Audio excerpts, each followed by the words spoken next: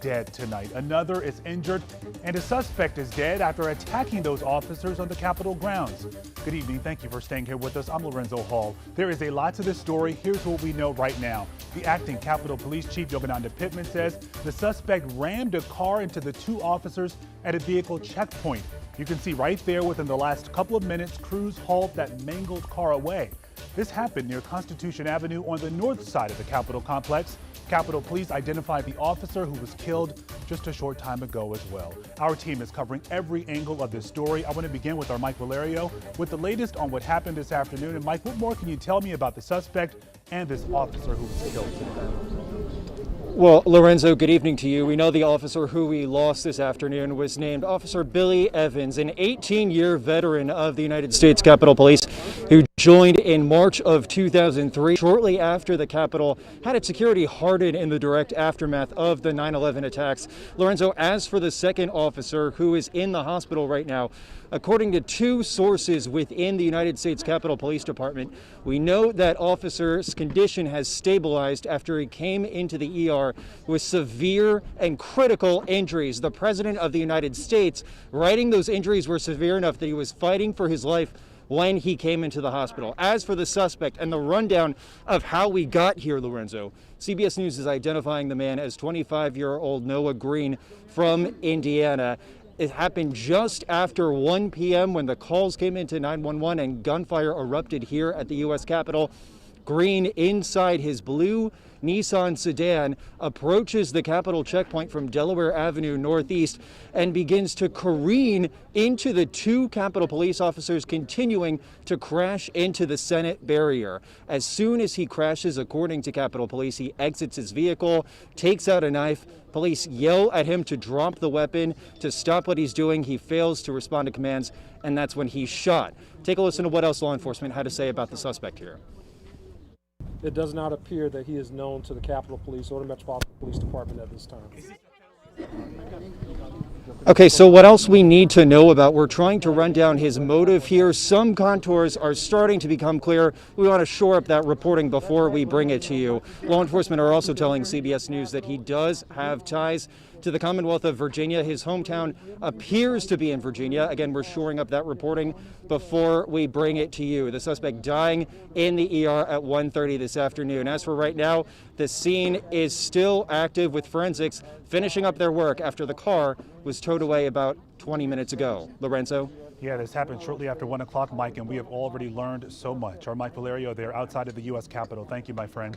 Well, President Joe Biden and the First Lady are sending their condolences to the family of Officer Evans tonight. The president just released a statement, and it reads in part, I'm quoting here, I want to express the nation's gratitude to the Capitol Police, the National Guard, Immediate Response Force, and others who quickly responded to this attack. As we mourn the loss of yet another courageous Capitol Police officer, I have ordered that the White House flags be lowered to half-staff.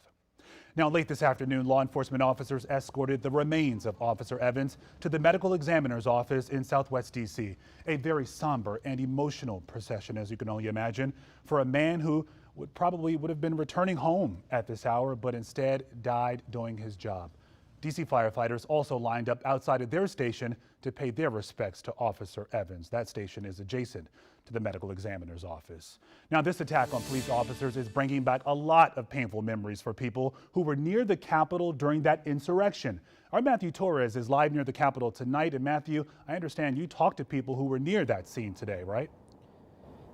We did, and we heard the words uneasy, disturbing, and disappointing from them. Months after the Capitol insurrection, another security lockdown like this, and another officer killed have some residents and visitors feeling less safe tonight. But for the police force, the feelings are somber and heartbroken this evening. We were on Constitution Avenue alongside the officers for the procession for Officer Evans. Tourists stopping as soon as they found out what happened.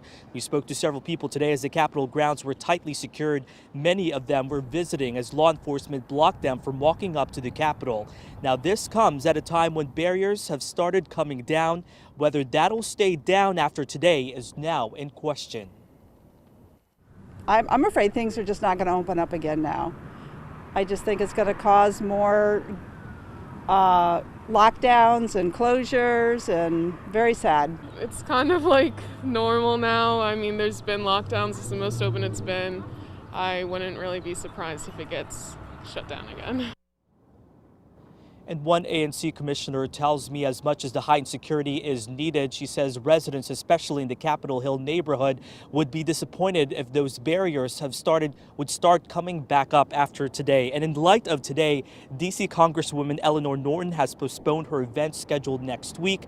That event was called Alternatives to Permanent Fencing at the Capitol. Continuing our coverage tonight is Tom Dempsey. He's been gathering reaction from lawmakers. Tom?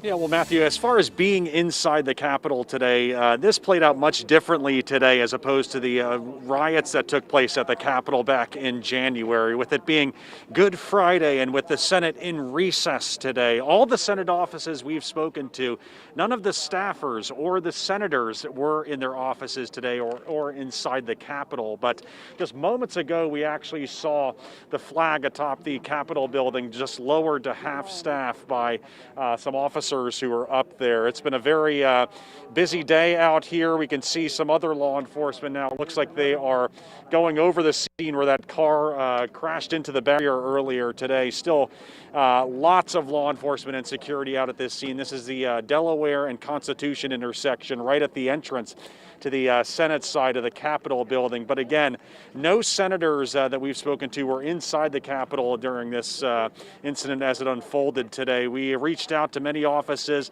Some of the senators posted to Twitter earlier today. We know Senator Mark Warner from Virginia highlighting the Capitol Police Force and saying he was praying for the officers and the families involved earlier today. And then also Senator Tim Kaine from Virginia also saying his heart was with the families and also highlighting the incredible bravery of the officers involved in today's incident. But again, just moments ago, we saw that flag atop the Capitol building lowered to half staff.